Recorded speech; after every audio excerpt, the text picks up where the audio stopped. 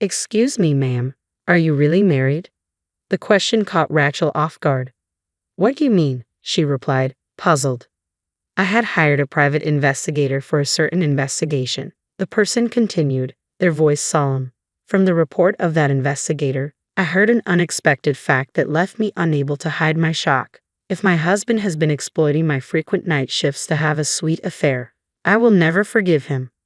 Rachel, a nurse at a general hospital and a newlywed celebrating her first Christmas since marriage, reflected on her relationship with Daniel. They had met at a social gathering, bonded over their shared last name, and married after 4 years of dating. Daniel, 5 years her senior and a gentleman, worked as an area manager at a retail store, often traveling for business. With no children yet, Rachel took night shifts to earn extra income, enjoying more days off as a result. Their marriage, although relatively new, had been filled with trips and dates until Daniel's unexpected presence at home after one of Rachel's night shifts raised questions. "I'm home, huh? Daniel, you're not off today, are you?" Rachel asked as she walked through the door. Daniel, visibly uneasy, hesitated before responding. "Well, you see, I have a sudden business trip starting tomorrow. They gave me the day off today."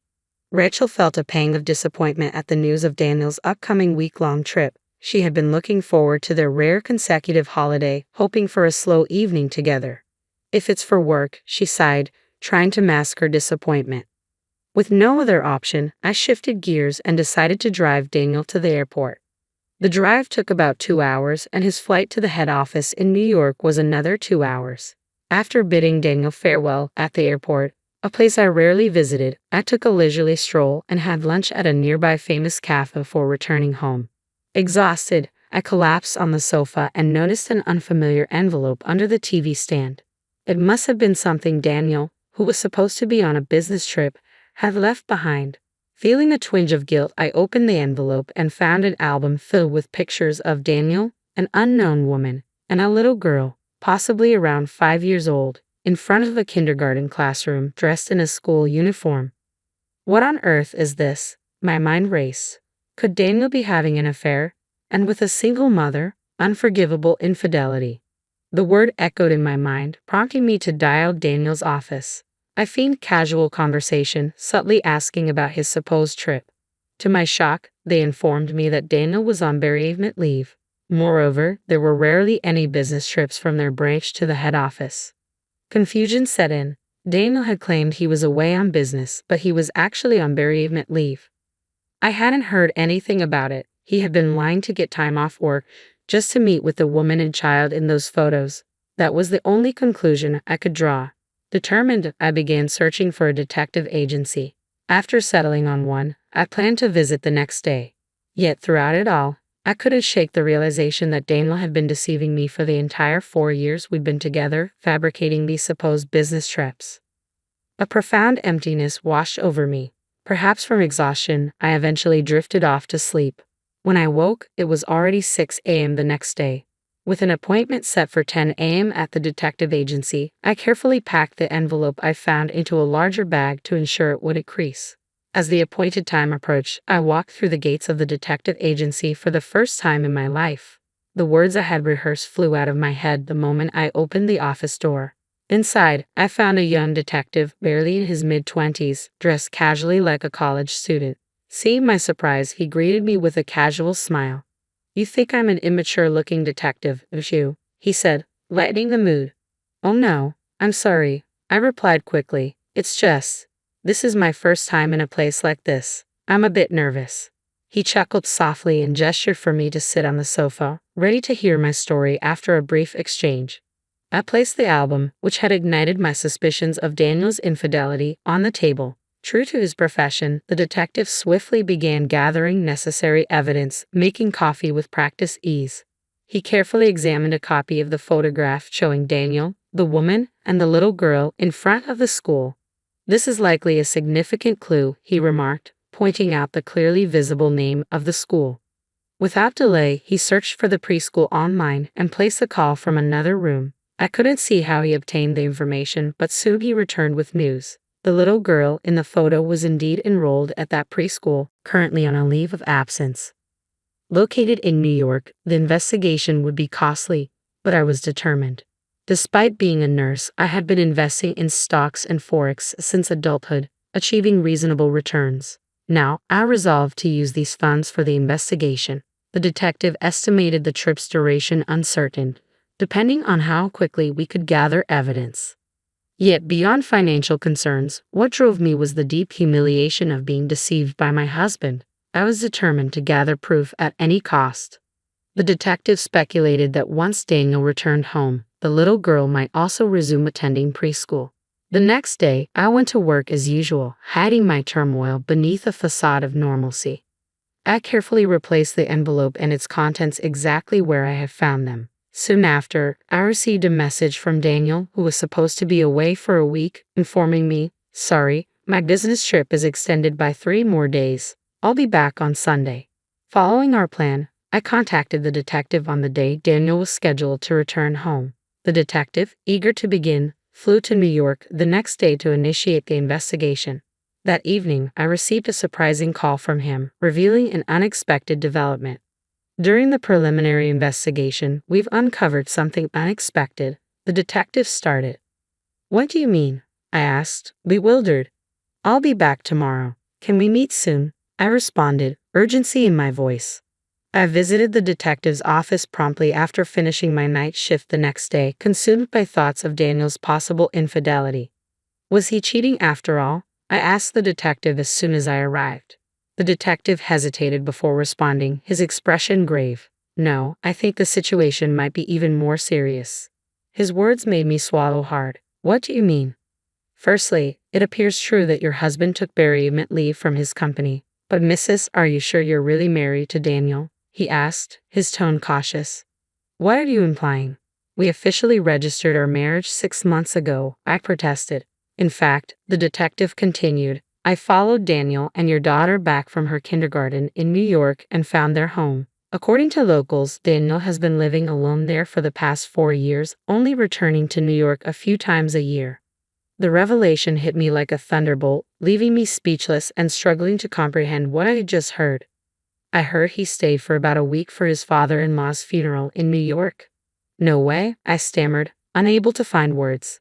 "Since you and Daniel originally had the same last name, it's hard to say anything definitive at this stage. But I would suggest checking at the city hall," the detective advised after I expressed my gratitude. Following his advice, I went straight to City Hall. There, I requested a copy of the residency certificate for my entire household. What I saw in the document stunned me. Only my name was listed. "No way, there must be some mistake," I exclaimed, feeling a surge of confusion. I appealed to the female City Hall staff member assisting me. She looked distressed as she replied, "Even if you say so, we couldn't find any record of your marriage." Desperate and near tears, I pleaded, "Please check again. My husband's name is Daniel." Despite my pleas, the staff member apologized repeatedly, her remorse genuine. Amidst my overwhelming confusion, I recalled the day we registered our marriage. It was a work day for me, but Daniel insisted it had to be done on that particular auspicious day. I had gone alone to the city hall to submit our marriage registration. Never did I imagine it hadn't been processed. Allowing tears to flow freely, my emotions gradually settled. I apologized and bowed my head before leaving City Hall. On my way home from my night shift, all I could think about was how exhausting everything had become. Drained, I fell asleep on the sofa, contemplating my next steps. When I woke up, Daniel was in the midst of preparing dinner. Seeing him like that reminded me of the woman and the girl in the photo. I was furious about being deceived, but I knew losing my composure now would hinder any action I could take. So I managed to suppress my emotions. From that day on, I put on a smile in front of Daniel. About a week after my visit to City Hall, I began considering how I could learn more about his real life and his wife. Daniel, often forgetful, had left his smartphone at home that day. Since I happened to be off, I thought about delivering it to him but decided to check his phone first. Normally, snooping on someone else's phone isn't appropriate, but given my mental state, I felt I had no other choice. Daniel sometimes voiced his passcode aloud while unlocking his phone, so it was easy to access. Among his contacts, I found a woman labeled with a girl's picture, the same one he always talked about as an icon. Without hesitation, I called her. After 3 rings, a calm and elegant voice answered, Hello, who is this? Are you Mrs. Daniel Smith? I asked directly. The woman sounded puzzled but replied, Yes, I am. But who are you? I'm someone Daniel met during his work travels, I explained carefully. It's hard for me to say this, but we are living together now. So there really is a woman he's been visiting. I see, she responded calmly. I was planning to visit my husband who lives there during the end-of-year holidays. Can we talk then? I hadn't expected this turn of events but gladly accepted her generous offer. Around the same time, Daniel mentioned, Sorry, but there's a reunion in my hometown this New Year's, so I'm going back home. I had been eagerly waiting for these words from Daniel. When he finally proposed the meeting, I immediately agreed. According to what his wife told me, Daniel's hometown was in the next town over. I had believed both his parents were deceased and that he had no relatives, but it turned out they were alive and well, residing nearby. With only a month left until the end of the year, I sought out a lawyer specializing in relationships, determined to thoroughly confront and punish Daniel. Until the day of our showdown, I continued to act normally around Daniel, though emotionally it was unbearable. Finally, 1 month later, the day arrived. I told Daniel I had a night shift starting on the 30th and left the house with a smile, wishing him a happy new year. I managed to arrange for vacation days from December 30th to January 2nd under the guise of work obligations. On the 30th, I stayed at a business hotel, and on the morning of the 31st, I met with Daniel's wife at our designated meeting place. There I saw an elegant woman, just as she appeared in the photos, Mary. She had married Daniel 6 years ago, and they had a 5-year-old daughter. After a brief introduction, Mary and I began to execute our plan. Mary had flown in from New York with her parents and daughter. After leaving her daughter with her mother and father in their hotel room, we headed to Daniel's family home. Mary had already spoken to Daniel's parents beforehand, so I was surprised when they greeted me with deep bows upon seeing me. As planned, on the evening of the 31st, Daniel opened the door to his parents' living room. I'm home, he announced. Welcome back. The woman who greeted him with a smile was not his mother, nor was it Mary, it was me. Daniel paled. Why are you here? He stammered. I faced Daniel calmly with a smile. What's this? Weren't you married to me? Daniel was stunned into silence. Before he could respond, Mary spoke up quietly. What's the meaning of this, Daniel? We just had a baby and needed help from our parents. I asked you to work away from home, but behind our backs, you've been leading a double life and having an affair. Mary's words hung in the air, delivered with such certainty that for a moment, I felt a chill run down my spine. I'm just glad we're on the same side now. I began, directing my anger at Daniel. Every time you said you were going on a business trip, you were actually meeting with your family. You were married. Why did you approach me? Did you think you could deceive me? This is marriage fraud, you scum. When I asked your company about your business trips, they said you hardly ever go on them. What were you thinking? You have such a beautiful wife and an adorable daughter at home. I was such a fool to believe your lies. Confronted by both of us, Daniel's smirk suddenly broke into laughter. I wonder how I was found out, he mocked. Living a double life was fun, especially with Rachel working nights. It was easy to deceive you because we have the same last name, and you were mostly working nights. Upon hearing these callous words, Daniel's mother, who couldn't believe her son's deceit, gave him a punch in the face. I looked at Daniel sternly and continued. Besides me, you had 3 other lovers, didn't you? I thrust the incriminating photos at him. Startled, Daniel sputtered, What is this? Are you stalking me? I'll sue you. These are all pieces of evidence gathered by a private investigator I hired because I suspected you were having an affair. I retorted firmly. We're going to make you pay damages to both Mary and me. As I spoke with resolve, Daniel collapsed to the floor, begging for mercy. I'm sorry, just spare me the damages. I'll continue my relationship with both of you. Just spare me the damages. I was speechless with disbelief. It seemed he was broke from spending too much on his other lovers. I didn't care anymore. Leaving Daniel's childhood home, I told him, I don't even want to speak to you anymore.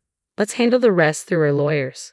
Afterwards, I worked with my lawyer to file a claim for compensation on grounds of bigamy. I was grateful when the money was successfully recovered. Feeling guilty towards Mary, I offered her some of the compensation, but she refused. In fact, she thanked me for the evidence I provided, and we became friends. According to Mary, she collected compensation from Daniel's other girlfriend and ended her relationship with him. She made sure to secure her fair share of alimony and child support. It turned out one of his mistresses was a colleague, and Daniel was demoted at work, sent to a subsidiary company. At the new company, he was reportedly bossed around by a younger employee and cried every day. He couldn't quit his job because he needed the money to pay off the compensation. Meanwhile, I moved out of the house I had shared with Daniel, renting a place that suited me perfectly for living alone. I embrace a carefree life, visiting New York a few times a year and maintaining a friendship with Mary and her daughter.